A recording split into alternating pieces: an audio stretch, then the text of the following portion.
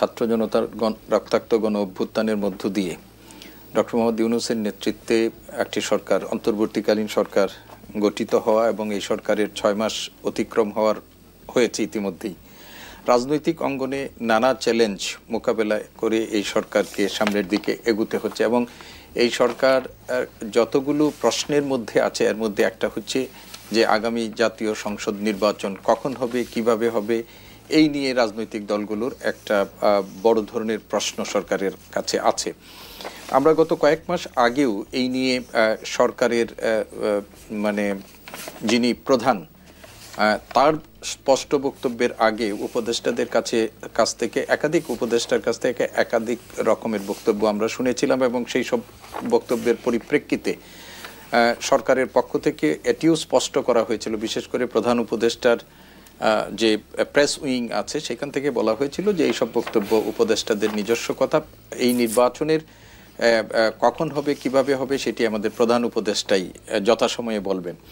এবং গত কয়েক মাস আগেই আমাদের প্রধান উপদেষ্টা সেই ব্যাপারে তিনি সম্ভাব্য দুটো কথা বলেছিলেন। একটি হচ্ছে যে আগামী ডিসেম্বরের নির্বাচন, অথবা যদি রাজনৈতিক দলগুলো চায় সেটি 26 সালের জুন মাসের মধ্যে এই নির্বাচনটি হতে পারে।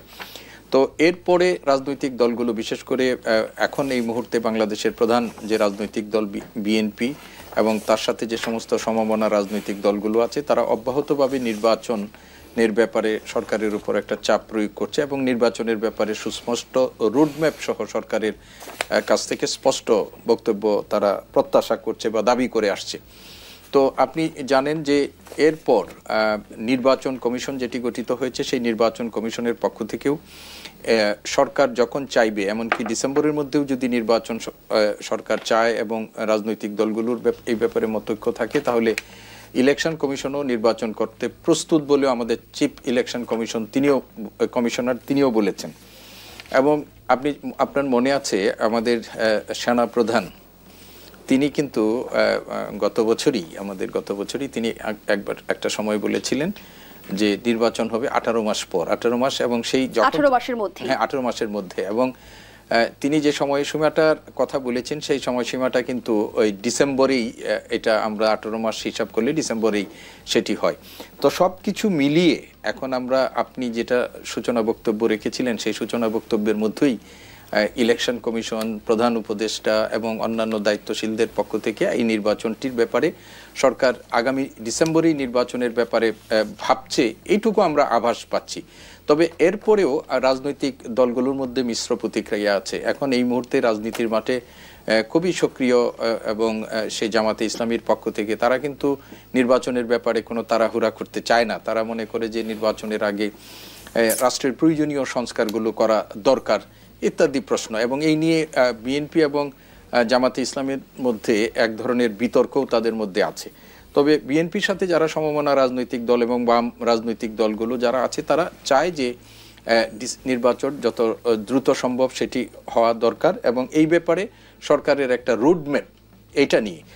আর সন্দেহ সংশয়ের ব্যাপার যেটা হচ্ছে যে সাম্প্রতিক সময়ে এইটার সাথে একটা নতুন বিতর্ক যুক্ত হয়েছে। সেই নতুন বিতর্কটা হচ্ছে যে জাতীয় নির্বাচন আগে না এর আগে সেই আলোচনায় আসতে চাই ডক্টর সিদ্দিকুর রহমান খান পরবর্তী অংশে। ধন্যবাদ জানাচ্ছি। এটাও একটা সেটা আবহেনা রাজাকি, একদিকে আমরা ধারণা পেলাম যে ডিসেম্বরের মধ্যে সরকার জাতীয় সংসদ নির্বাচন করতে ইচ্ছুক, অন্যদিকে রাজনৈতিক দলগুলোর দিকে যদি আমরা তাকাই, আমরা দেখছি যে এখনো নির্বাচন ঘিরে এক ধরনের সংশয় রয়ে গেছে। সম্প্রতি বিএনপি মহাসচিব প্রশ্ন রেখেছেন যে আদৌ সরকার নির্বাচন দিতে আন্তরিক কিনা। বিএনপির ভারপ্রাপ্ত চেয়ারম্যান তারেক রহমান বলেছেন, অন্তর্বর্তী সরকারের দায়িত্বে থাকা বিভিন্ন ব্যক্তির কথাবার্তা শুনে মনে হচ্ছে তারা সম্ভবত তাদের লক্ষ্য থেকে কিছুটা বিচ্যুত হচ্ছেন। প্রথম আপনাকে একটু চলমান যে সরকার, তার পরিস্থিতিটা একটু বিবেচনায় আমাদের নেওয়া দরকার। বাংলাদেশে কিন্তু তত্ত্বাবধায়ক অধীনে অনেকগুলো নির্বাচন হয়েছে এবং এই তত্ত্বাবধায়ক অধীনে যখন নির্বাচন হয়েছে তখন কিন্তু দেশের সব কিছু ছিল ঠিক, সব কিছু ছিল রাইট অর্ডারে, শুধু মাঝখানে সরকারটা ছিল না। সেখানে সরকার বসে 3 মাসের মধ্যে একটা নির্বাচন দিয়ে চলে গেছে। এটা আমি কেয়ারটেকারের কথাগুলো বলছি। আর যদি আপনি এই চলতি সরকারের কাছে আসেন, এই সরকার প্রথম কথা হলো সে কেয়ারটেকার সরকার নয়, অন্তর্বর্তীকালীন সরকার। দ্বিতীয় কথা হলেই এই সরকার যখন আসছে তখন পুলিশ নাই, পুলিশ 3 ভাগ। 3 ভাগে কি, 1 ভাগ পলাতক, 1 ভাগ যোগ দেয়নি, আর 1 ভাগ যোগ দিছে তারা ইনঅ্যাক্টিভ। বাইতুল মাল খতিব পালায় গেছে, বাংলাদেশ ব্যাংকের গভর্নর পালায় গেছে, ওয়াসার এমডি পালায় গেছে, বিচারপতিরা চলে গেছে। এই যে একটা সিচুয়েশন, এবং তার পাশাপাশি আনসারের দাবি এইভাবে মেডিকেল কলেজের টিচারদের দাবি 150। আরেকটা বলছে যে নির্বাচন হোক আর সংস্কারের প্রস্তাব দেখবে নির্বাচিত সরকার, মানে নির্বাচিত সরকার যারা আসবে তারা কিন্তু সংস্কারের প্রস্তাবগুলো দেখবে। আচ্ছা, নির্বাচিত সরকার এসে যদি কথার কথা এই সংস্কার প্রস্তাবটাকে অ্যাপ্রুভ করে, মেনে নেয়, তাহলে এখন মানতে দোষটা কোথায়? আর আপনি যদি এখন না মানেন, নির্বাচনের পরে মানবেন, তার গ্যারান্টি কোথায়?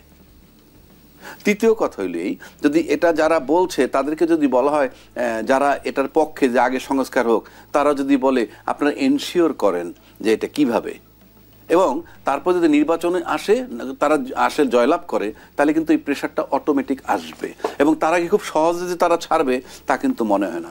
তৃতীয় দফায় আসেন আপনি, স্থানীয় সরকার নির্বাচন আগে না সংসদ নির্বাচন আগে, এটাও কিন্তু ওই 2 ভাগের মধ্যে আছে। 1 ভাগ বলছে স্থানীয় সরকারের নির্বাচনটা আগে হবে, আর 1 ভাগ বলছে যে না, জাতীয় সংসদ নির্বাচনটা আগে। এই যে লড়াইগুলো, এখন ধরেন নির্বাচন যথারীতি আপনার ইউনূস সাহেব দিয়ে দিল, আমি তর্কের খাতিরে ধরে নিলাম যে ডিসেম্বর মাসেই নির্বাচন দিল, অক্টোবরে তফসিল দিল, নির্বাচন 3 তারিখ দিল। এই 3 তারিখ দেওয়ার পরে কি হবে? তার আগে তো একটা জায়গায় আসতে হবে, আমরা সবাই এই নির্বাচন চাই। ধরা যাক আসলো না, নির্বাচন দিল, কার দাবির পরিপ্রেক্ষিতে? ঠিক আছে, যেটাই বৃহৎ অংশ মনে হয় বড় দল, তাদের দাবিতে যদি সংসদ নির্বাচনটা আগে দেওয়া হয়, তাহলে যদি আরেকটা ভাগ যে রয়েছে তারা বলতেছে আমরা স্থানীয় সরকার নির্বাচন আগে চাইছি, কাছে আমি নির্বাচন করতে দিব না। সেই সঙ্গে আমরা গণঅভ্যুত্থানের নেতৃত্ব দেওয়া ছাত্রদের পক্ষ থেকে যে দাবি শুনতে পাচ্ছি যে আওয়ামী লীগের বিচার করতে ব্যর্থ হলে সুষ্ঠু নির্বাচনও সরকার ব্যর্থ হবে, আওয়ামী লীগের বিচার না হলে জনগণ আইন নিজের হাতে তুলে নিতে পারে, সেক্ষেত্রে দেশে গৃহযুদ্ধের শঙ্কার কথা বলছেন তারা। যে শঙ্কার কথা বলছে সেটা আমি গৃহযুদ্ধের কথা বলতে পারবো না, কিন্তু আমি যেটা বলতেছি একটা সমূহ বিপদ আমি দেখতেছি। কারণ আপনি দিলেন সংসদ নির্বাচন, আমি বলতেছি না স্থানীয় সরকার নির্বাচন আগে দিতে হবে, তাইলে আমি নির্বাচন হইতে দিব না, আমি বানচাল করার চেষ্টা করব, আমি সেই অর্থে বলছি। আবার যদি স্থানীয় নির্বাচন আগে দেয়, তাহলে যারা জাতীয় সংসদ নির্বাচন আগে চাইছে তারা বলবে আমরা এই নির্বাচন মানি না।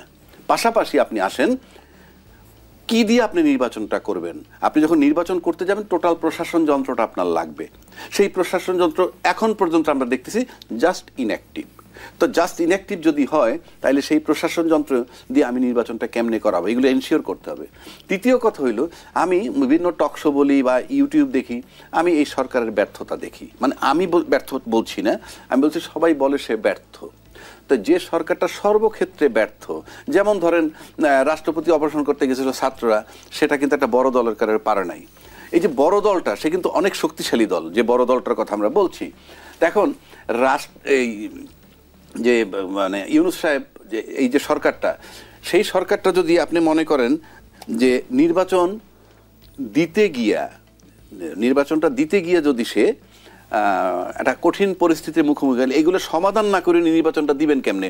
প্রশাসন নাই, কিচ্ছু নাই, তাহলে নির্বাচনটা কন্ডাক্ট করবে কি? 1 2 যেই ইউনূস সর্বক্ষেত্রে ব্যর্থ বলে মনে হইতেছে, সবাই বলছেন, আমার কাছে অনেক দিকে তার সাফল্য আছে, সেটা ভিন্ন কথা, আজকে যেহেতু সাবজেক্ট সেটা না। তাহলে আপনি ইউনূস সাহেব যেহেতু সব দিক থেকে ব্যর্থ, উনি একটা সাকসেসফুল নির্বাচন দিবেন, খুব সুন্দর একটা নির্বাচন করবেন, এইটা আমি গ্যারান্টি কি? আমি এই গ্যারান্টি কিভাবে নেই? মানে যাকে আমি সর্বক্ষেত্রে ব্যর্থ বলতেছি, সে শুধু একটা কাজই ভালো পারবেন, সেটার গ্যারান্টি আমার কাছে কি? নাকি নির্বাচনটাই আমার কাছে জরুরি? 1 2 যারা নির্বাচনের আগে সংস্কার এবং বিচার চায়, সংস্কারটা আমি জানি না, কিন্তু বিচারটা আমার কাছে গুরুত্বপূর্ণ। এই কারণে আপনি যদি কথার কথা বলছি, আজকে নির্বাচিত সরকার চলে আসে, আর যদি সেই বিচার না হয় কোনো কারণে, কারণ আমরা বিচারটা যদি দলমত নির্বিশেষে একত্র হই, এই বিচারটা আমরা সবাই চাই, তাহলে এটা করতে বাধা দেওয়ার কোনো কারণ নাই, বা ডিলে হওয়ারও কারণ নাই, বা ডিলে হইলেও মেনে নেওয়া উচিত। তো আমি যদি এই বিচারগুলো না করতে পারি, এবং পরবর্তী সরকার আসার পর ইউনূসের চেয়ে মেরুদণ্ডওয়ালা সরকার আসে কিনা আমার সন্দেহ আছে। যদি অন্য কোনো সরকার সেই বিচারটা করতে না পারে, তাহলে কিন্তু সেই লুটতরা, সেই ব্যাংক লুট, কিংবা সেই আয়নাঘর, কিংবা সেই জিনিসগুলা যারা করেছিল, তারা কিন্তু একটা বাহবা পেয়ে যাবে, এবং সেই একই পথে অনেকেরই তখন হাঁটতে হবে। কেননা যদি আজকে এমন একটা সরকার আসে এবং তার বিচার করতে না পারে, তাইলে কিন্তু তারা ভাববে যে বিচার যেহেতু আর করতে পারছে না, তারা কিন্তু আর বসে থাকবে না। আর বসে যদি না থাকে, প্রশাসন এবং সেই পতিত যারা আছে তারা কিন্তু ইউনাইটেড হয়ে যেতে পারে, সেটাও বিবেচনায় রাখতে হবে। সুতরাং সামনে আমি একটা টার্ময়েল সিচুয়েশন দেখতেছি। খুব সহজে নির্বাচন একেবারে নিশ্চিত ইউনূস সাহেব দিলেই হয়ে যাবে, এ ব্যাপারে আমার যথেষ্ট সন্দেহ আছে। এক, আর দুই, ইউনূস সাহেবের কোনো কমিটমেন্ট নাই। কমিটমেন্ট নাই কোনটা? সে যে কমিটমেন্ট নিয়ে আসে সেটা কি? সে একটা সুস্থ গণতন্ত্র দিতে চায়, সে সংস্কার দিতে চায়, সে বিচারটা করতে চায়। সেটা যদি আমরা শান্তিপূর্ণভাবে করতে না দেই, তাহলে তার কিন্তু রাজনৈতিক কোনো কমিটমেন্ট নাই। He is not answerable two anybody. চলে যাবে, আসছিলাম, বলছিলাম, শোনো নাই, চলে গেলাম। তখন পরিস্থিতিটা কি হবে সেটা প্রত্যেকের মাথায় রাখা উচিত। এক ইউনূস ছাড়া, আপনাদের এই চ্যানেল বোধহয় আমি বলছিলাম এই কথাটা, আবার আজকে বলতেছি, কালকে সকালে আমাকে যদি দায়িত্ব দেয় প্রধান উপদেষ্টার, সমস্ত প্রশাসকের আগে চায়, তারা বলে জনগণ সংস্কার আগে চায়। It's a vague term. সেখানে আমার প্রশ্ন অ্যাডভোকেট আবু হেনা রাজাকের,